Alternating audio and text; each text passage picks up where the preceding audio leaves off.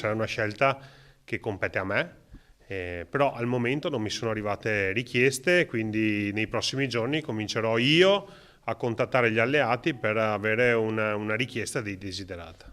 Insomma, la composizione della nuova giunta non sarà solo un'operazione matematica, un calcolo di pesi e proporzioni nel Conte bis. È già prevista una riorganizzazione delle deleghe con alcune novità. Ricordo che nel primo mandato abbiamo affrontato insieme alla comunità uno dei periodi storici più duri in assoluto del dopoguerra, caratterizzato dalla pandemia, che ha visto cambiare le sensibilità e le esigenze della comunità, e quindi in base a questo ridisegnerò anche le deleghe, inserirò alcune deleghe che al momento non erano previste, come la delega ai grandi eventi, e quindi stiamo componendo i vari assessorati in base alle deleghe, ma non ho ancora pensato alle persone.